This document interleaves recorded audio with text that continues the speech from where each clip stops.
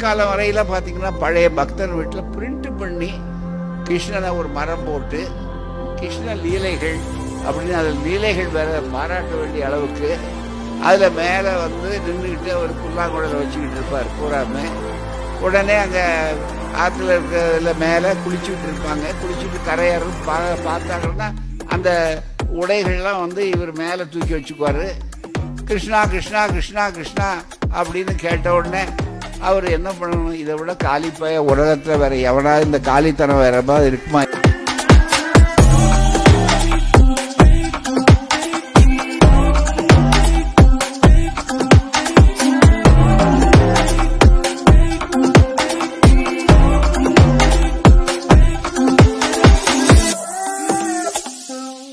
சமீப காலமாக நம்முடைய இந்து சமுதாயத்தை இழிவுபடுத்தும் தொடர் நிகழ்ச்சிகளை நீங்கள் பார்த்து வருகிறீர்கள்.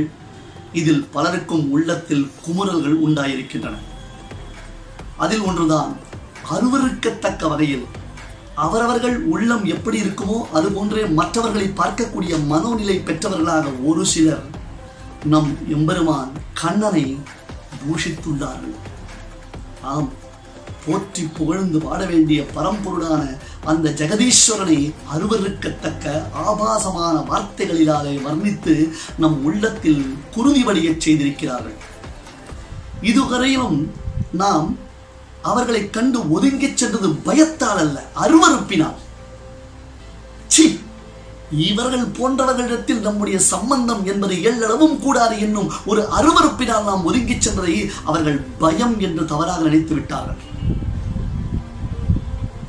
தொடர்ந்து ஆண்டாள் ஆரம்பித்து ஐயப்பன் மற்றும் பல பெண் தெய்வங்கள், தற்பொழுது ஸ்ரீ கிருஷ்ண பரமாத்மா என்று தொடர்ந்து, அதுவும் தேர்தல் நடக்கக்கூடிய இந்த சமயத்தில், மத ஒற்றுமை பேண வேண்டிய சமயத்தில், மத நல்லிணக்கத்தை நாம் எல்லோரும் வளர்த்து கொண்டிருக்கக்கூடிய இந்த சமயத்தில் நம் தெய்வத்தை சிசுபாலனை போல கேட்கத்தகாத வார்த்தைகளாலே பேசுவது எவ்வளவு கொடுமை!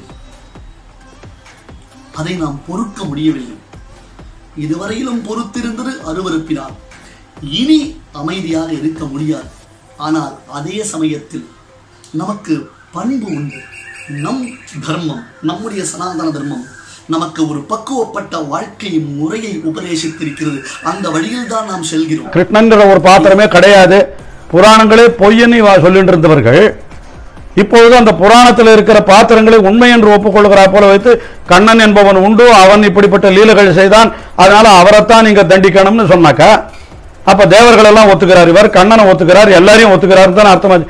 கண்ணன் தான் இவர்களுக்கு வழிகாட்டி என்று வீரமணி சொல்லுகிறார். அவர் உண்மையின் ஒத்துனுட்டா, கடவுள் உண்மையின் ஒத்துனுட்ட பிற்பாடு இவருக்கு தீகா கொள்கையே அடிபட்டு போயிடுச்சு.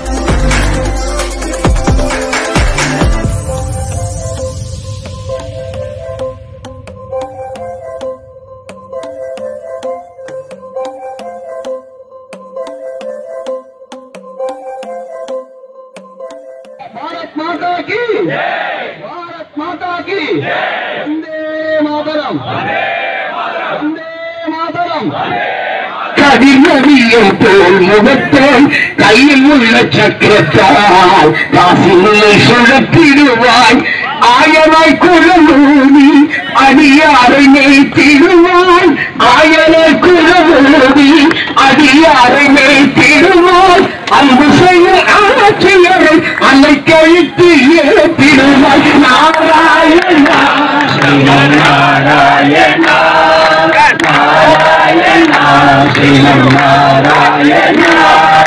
ஹரே கிருஷ்ணா கிருஷ்ணா கிருஷ்ணா ஹரே ஹரே, ஹரே ராமா ஹரே ராமா, ராம ராம ஹரே ஹரே.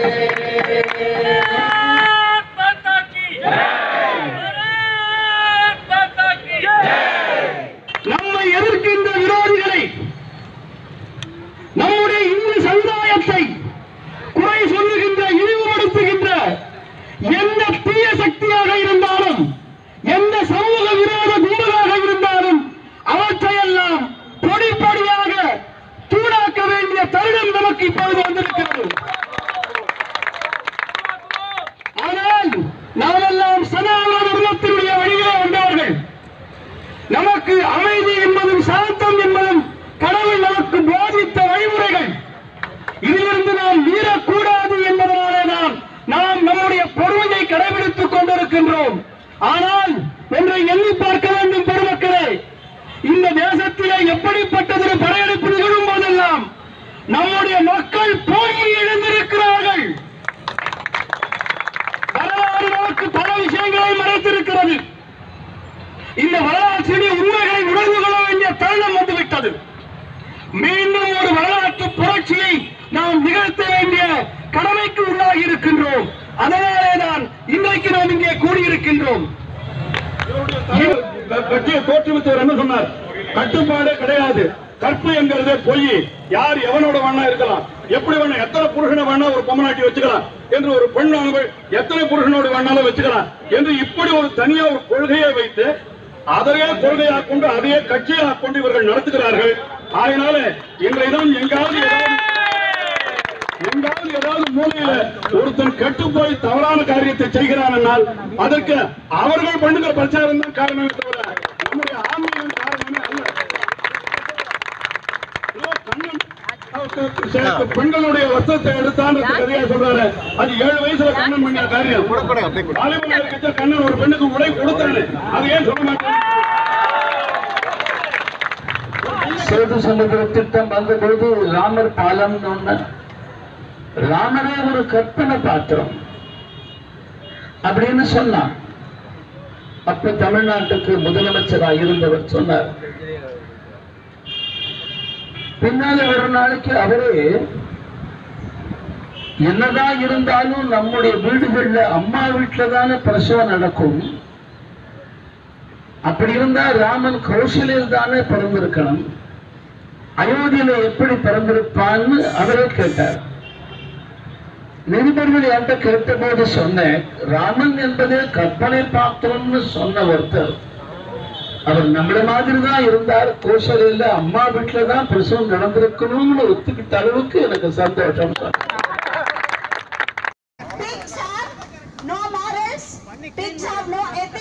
இப்ப சொசைட்டி எடுத்துனீங்க, அவங்க ஃபாலோ பண்ற லீடர் யாரு? அவங்களுக்கு ஈவி ராமசாமி ராஸ்கல் வீட்ல பொண்ணை வளர்த்துட்டு அவரே கல்யாணம் பண்ணிட்டவ. What sort of example is that? Is that the example? நம்ம சொசைட்டி காமிக்கிற எக்ஸாம்பிள் அது? நோ.